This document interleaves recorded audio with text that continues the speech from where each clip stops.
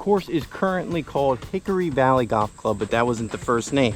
It was called Hickory Valley Golf Club when it first opened in 1968. Take a look around and enjoy yourself. You're actually inside someone's house.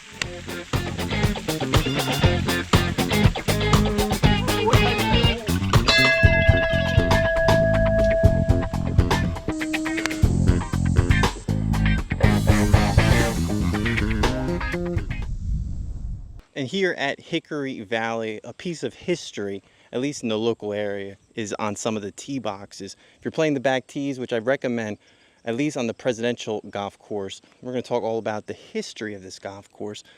And some of the foundation of this area used to be an old farm. Valley Golf Club.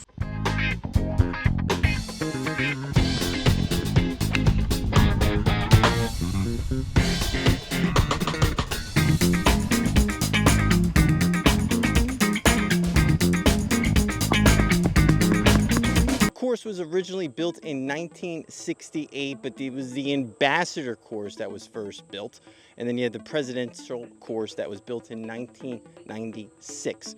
Apparently that's what the other golf club told us, to play the Presidential course if you're going to play one of them. We're sneaking out playing a 9-hole here at the Presidential course.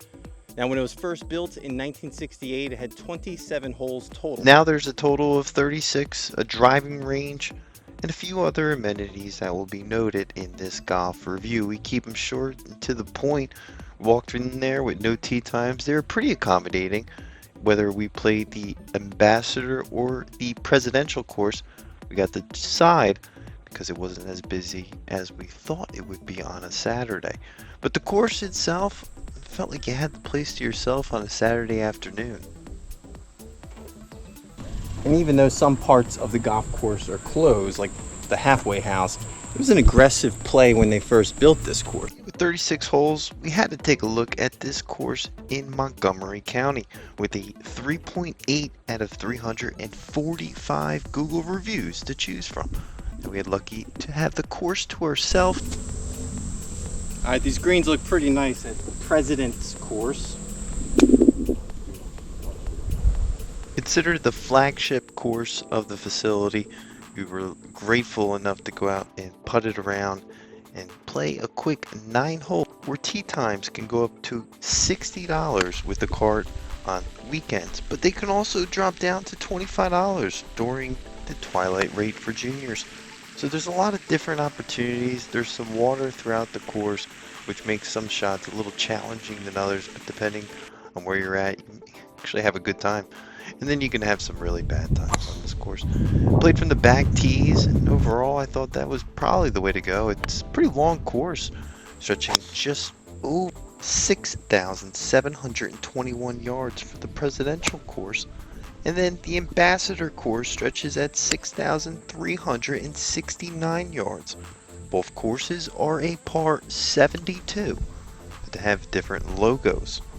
Overall, Golf Digest rates this course around a 4 out of 5. Zagat says it's a must play.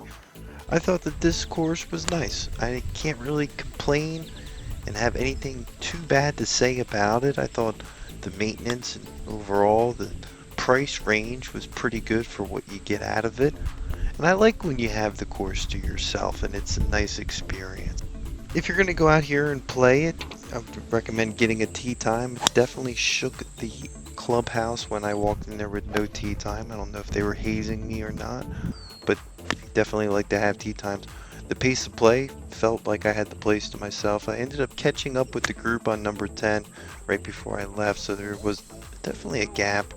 Booking online was pretty simple if you wanted to. I could tell what there was tee times. Overall, the course conditions might have not have been as nice as some of the other courses I played earlier in the day in the local area, but it had some charm to it. There's some bridges that cut through. Tee boxes weren't as nice, as consistent, I would say, as some of the other ones. And overall, the course gets a lot of shade, I thought, so maybe that played a big factor in some of the back tee boxes, the black tee boxes, not being as nice and prestigious in some of the video. Overall, I thought that this was a great one. I thought I had a good time coming out here, playing some golf, enjoying myself, and just like you should if you go out here and play. You're not going to break the bank in comparison to other Philadelphia golf courses, but maybe you'll have some excuses of why you didn't play as well. I think the course belongs right at the $50 bill range.